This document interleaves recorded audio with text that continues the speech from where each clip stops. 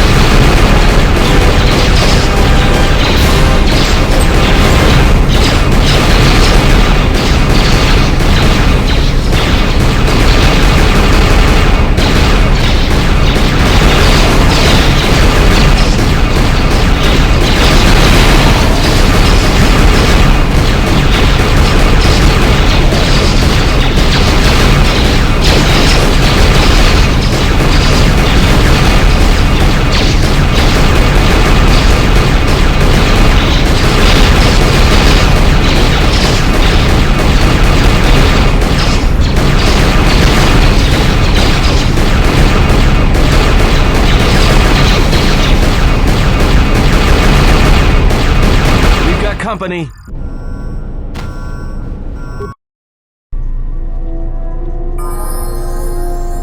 Just say the word.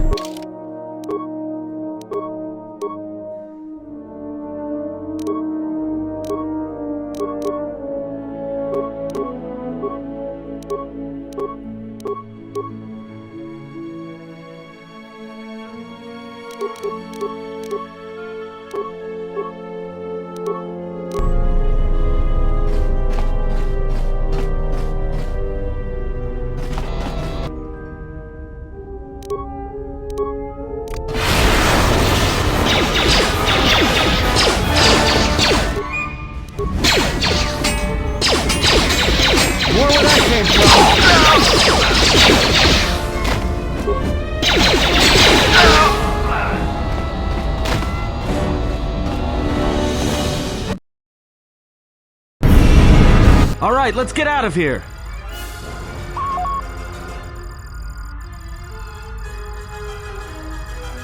I have no intention of being left behind. Now, let us leave.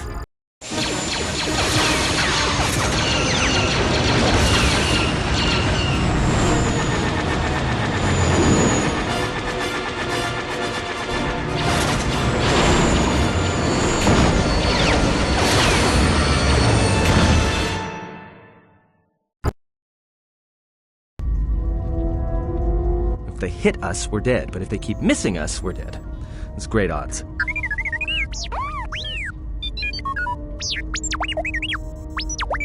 Somebody shut that trash compactor up!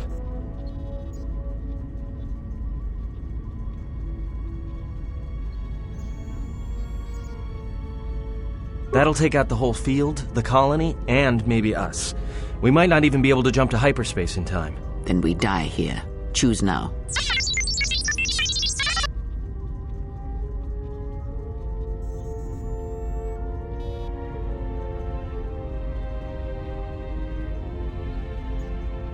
Hold on! This is gonna get a little rocky.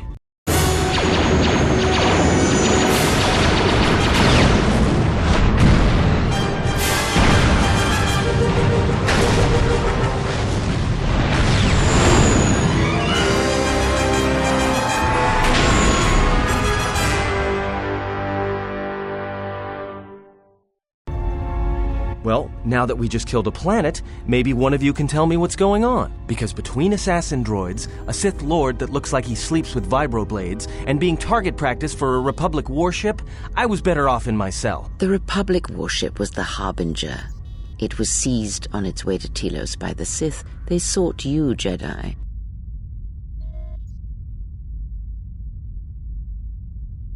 Because you are the last of the Jedi. Once you are dead, then they have won.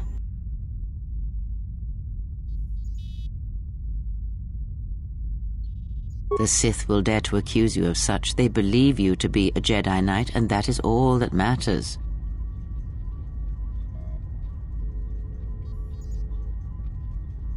The Jedi's civil war destroyed the Jedi.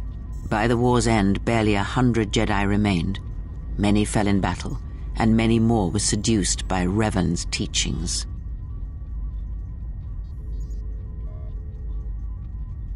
The Jedi Academy on Dantooine is nothing more than a crater that echoes with the ghosts of dead Jedi, and the Jedi Temple on Coruscant lies empty. The waters in the Room of 1,000 Fountains have fallen still in reverence to the fallen Jedi and those now lost. Many Jedi blamed the teachings of the Jedi Masters for Revan's fall and the civil war that followed.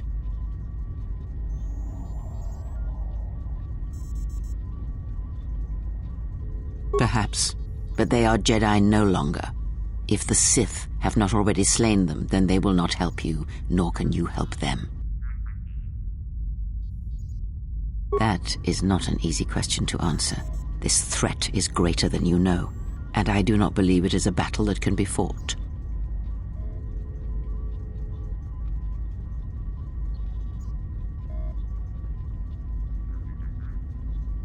Look, enough with the we already. We cannot hope to triumph against them alone. To stop them, you will need weapons, allies, and a teacher. In the end, I fear it may not be enough.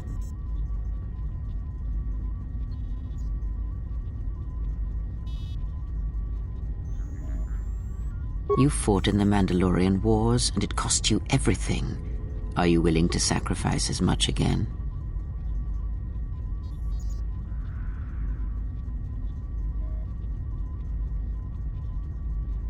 You are not listening to me.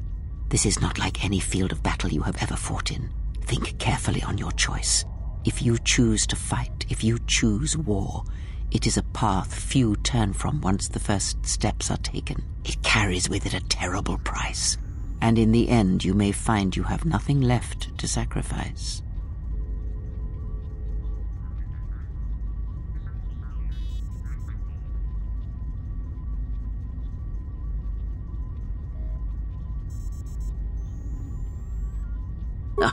Like so many Jedi, you hear, but you do not listen. You have much to learn. Yes, to aid in the recovery effort there. Many roads lead to Telos, including ours. Not like we have much of a choice, the Peragus astrogation charts being what they are. It is where we must go, and where the Harbinger was bound before our unfortunate encounter on Peragus.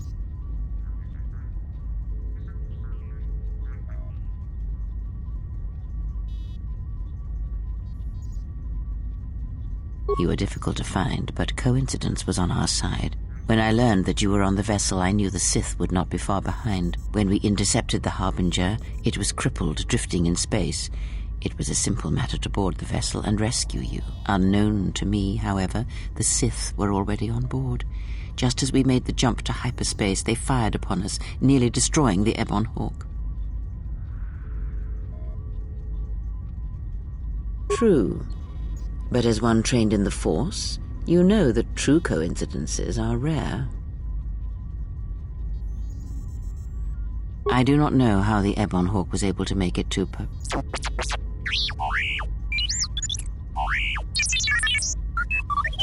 Be silent. We're having a conversation here.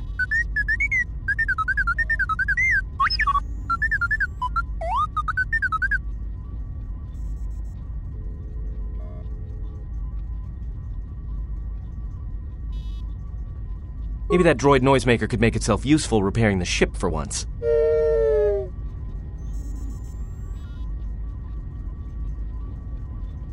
Whatever occurred on board the Harbinger had rendered you unconscious. Though your thoughts were faint, I was still able to find you sealed in one of the cargo holds. But we have spoken long enough, and my wound pains me. If you have other questions, find me in the crew quarters. There we will speak more. Hey, don't stop your long, boring rants on my account. I was just getting sleepy-eyed. Also in private, we will be mercifully free from the opinions of imbeciles and fools. Look, not like I care or anything, but you might want to go check on our passenger, especially with that hand of hers.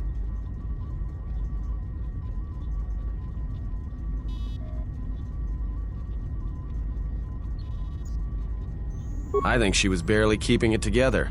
I'm surprised she's able to stand with all that pain rolling off of her.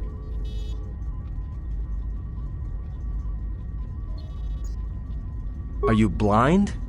If I were her, I'd be screaming like a stuck Minoc. Well, I mean a very strong, manly Minoc. I think she's just too proud to show any weakness. Especially in front of you.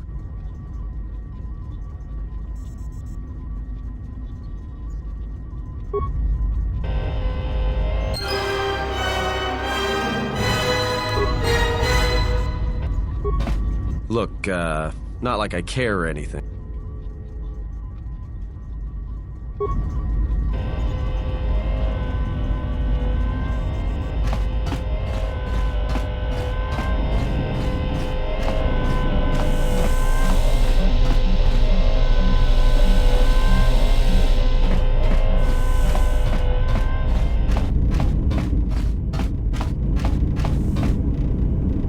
Have you come for more answers? There is little more left to give.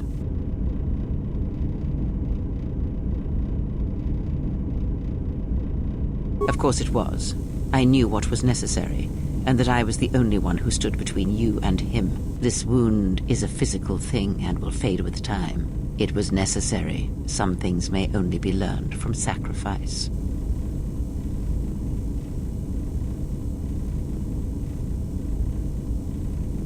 I do not need your condescension nor your lectures. If anyone needs training and guidance, it is you.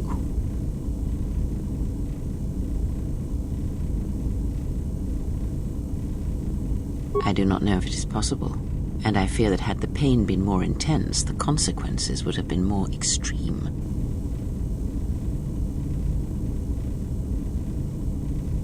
Possibly, yes, and I fear it works both ways. I would not wish to test it, nor should you.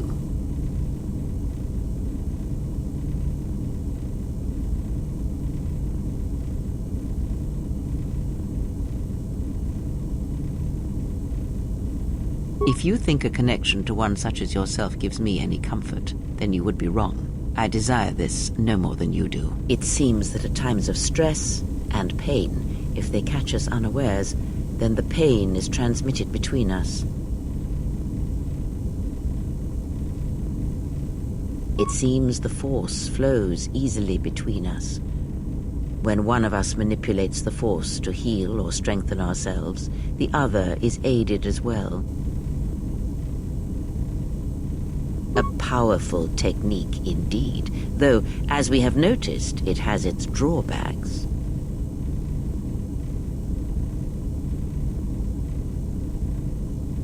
Indeed. And was it the same as before?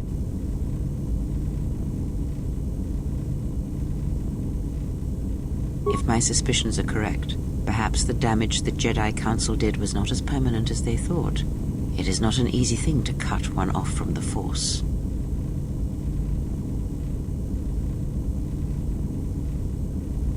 What did you believe? That you suddenly lost your connection with the Force without reason?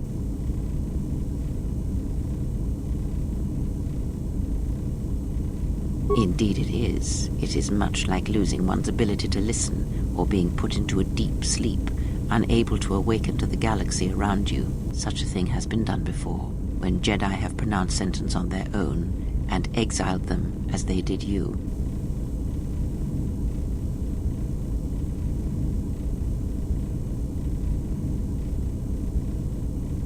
It is possible that such a thing can be undone. Still, even so, the chances of the Jedi undoing such a thing for a traitor is a slim thing at best, assuming they yet live.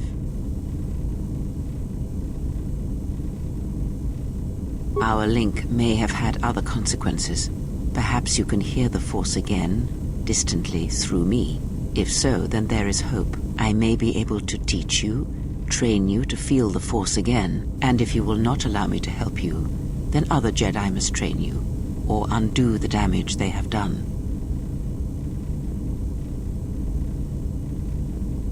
I fear there may be no other choice. The threat we face is grave. If you cannot defend yourself, then we have already lost. I offer to train you to become strong again, to know the ways of the Force, and to hear the Force sing within you as it once did.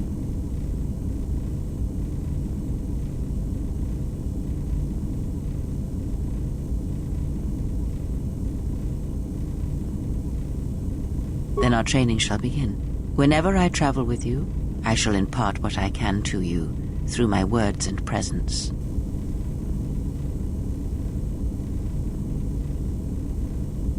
I would see to that fool in the cockpit and remind him of our destination. I would not want him attempting to veer from Telos.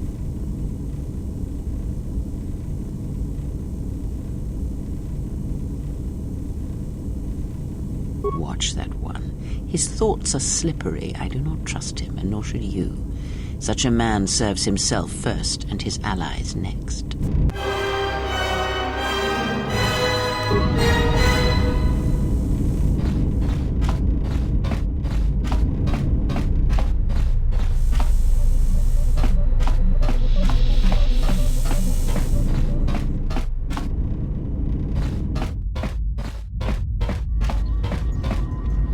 How's our passenger? She's still aging?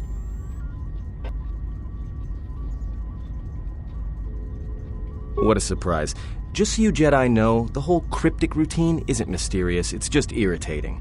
If you really can see the future, you should be at the Pazak table.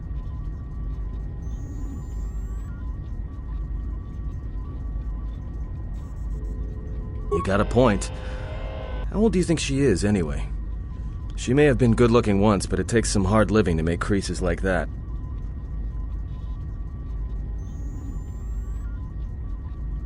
Hey, I just got out of prison. If we had a decent navicomputer, trust me, we'd be dropping out of hyperspace into the Nar Shaddaa Red Sector right now. After spacing that old witch, of course.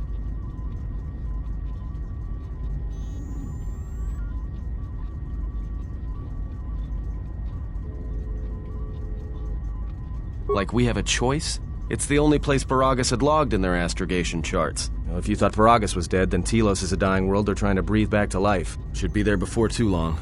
You can check our course on the galaxy map if you want. It's on the wall behind you.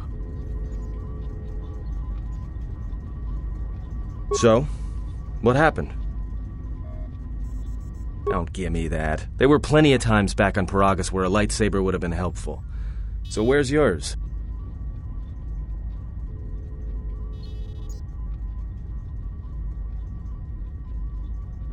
Oh yeah?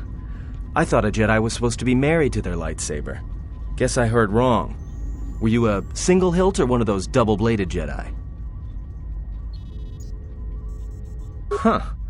I hear the twin blades are harder to master, but they can make enemies stampede over each other running for cover. A lot of Jedi in the Mandalorian Wars use double-bladed sabers. A more aggressive blade gives you more slaughter per swing. Hey, you didn't go red, did you?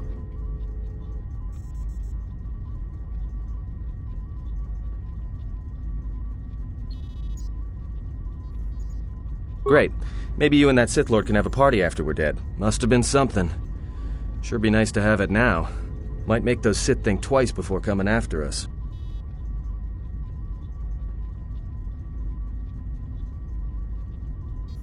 Alright, forget I said anything. Like I said before, you can check our course on the galaxy map if you want. It's on the wall behind you.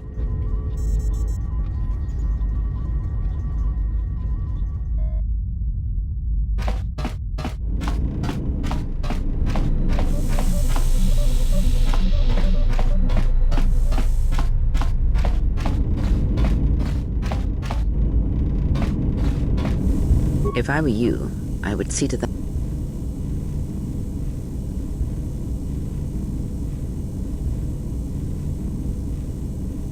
He is a fool and an imbecile. His potential lies downwards, not up. Watch that one. His thoughts are slippery. I do not trust... If I were you, I...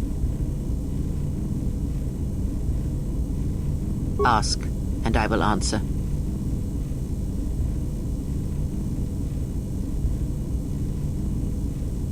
Much has happened in the galaxy in your absence, and since the defeat of the Mandalorians at Malachor 5. It is a tale you already know well. Almost a decade ago, the Mandalorians began preying on the Republic, bringing the fires of war to many planets along the Outer Rim. Their predations continued, winning victory after victory, until the Republic finally begged the Jedi Council for aid.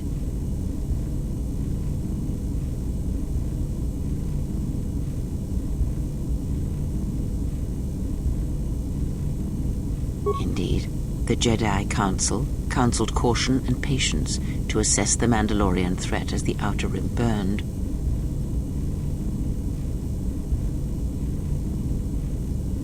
Two Jedi Knights, Revan and Malak, defied the Jedi Council. They challenged the Mandalorian fierceness and brutality on the battlefield with a viciousness of their own. Revan's entrance into the conflict marked the true beginning and end of the war. It was Revan who drove the Mandalorians back into the unknown regions.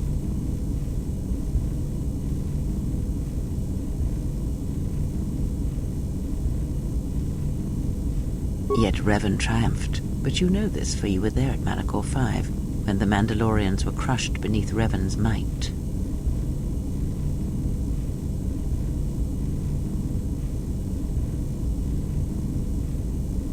You speak the truth. The war's end was merely another beginning, and what seemed a victory for the Republic was far from it. Many believed the Mandalorians defeated at Malachor 5, but the Mandalorians taught the Jedi much through battle, and so it was that Malak, Revan, and the Jedi that followed them discovered their true natures in the Mandalorian crusade. But you know this.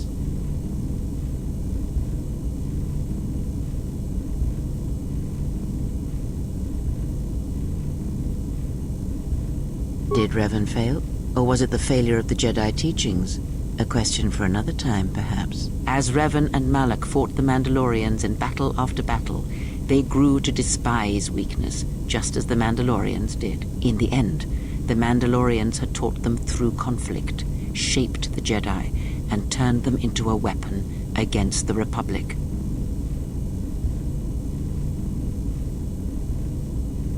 Revan and Malak, and all the Jedi that served them, turned against the Republic and the Jedi Order. Jedi fought Jedi. Revan was ambushed by the Jedi and captured. Malak continued to wage war in his master's place, inflicting terrible wounds on the Republic. Wounds that bleed still.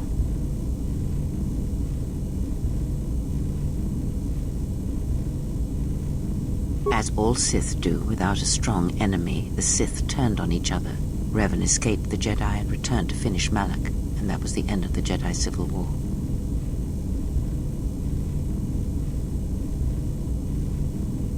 No one knows, certainly not I. Korriban lies in ruins, Revan is gone, and the blade of war he promised to stab into the heart of the galaxy has withdrawn. Where Revan wanders now, I do not know.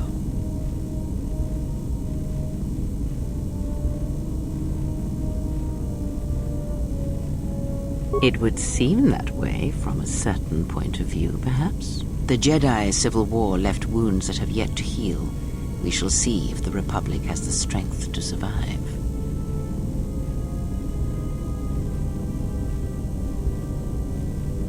Perhaps. It is sometimes difficult to find the truth in the Jedi Civil War. Was it the Republic that defeated Malak, or was it Revan? If it was Revan, then the Republic was never truly tested.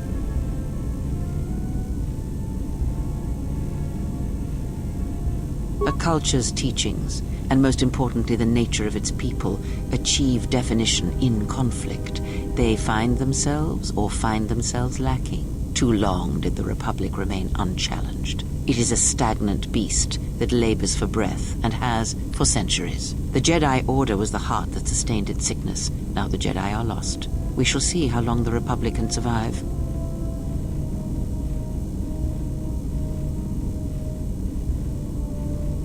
We shall see. The Jedi Civil War cost the Republic much.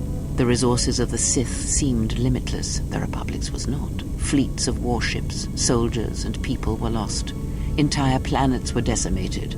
Their inhabitants dead or refugees. It is a great burden for any civilization to bear. And this new threat, it is a quiet thing. Unlike the Jedi Civil War, it drives at something deeper than the strength of the Republic. It is aimed at you.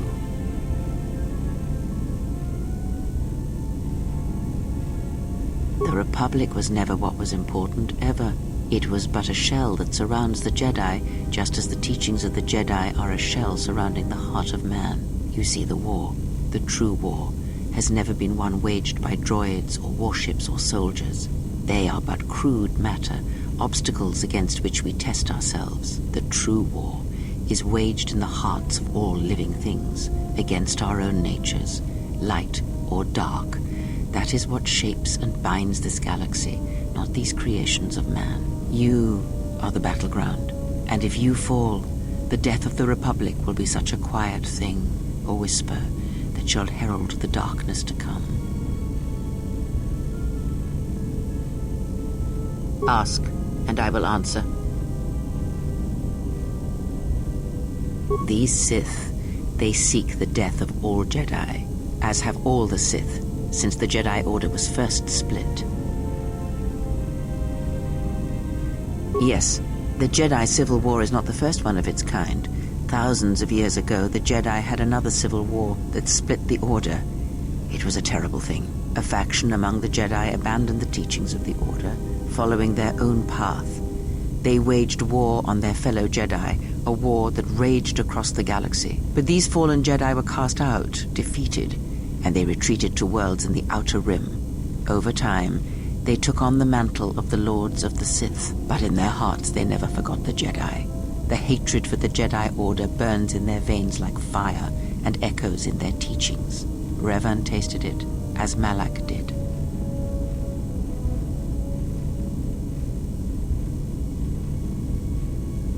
In a manner of speaking, they are different from Malak in that they are concerned only with the destruction of the Jedi. For them, it is all that matters, all that ever mattered. It is a different war these Sith wage, a thing of silence and shadow. They strike from the darkness, hiding from the face of the galaxy until all Jedi are exterminated. After all the Jedi are gone, then the galaxy is theirs, no matter whether the Sith or the Republic rules. It is the dark side that shall reign, unchecked.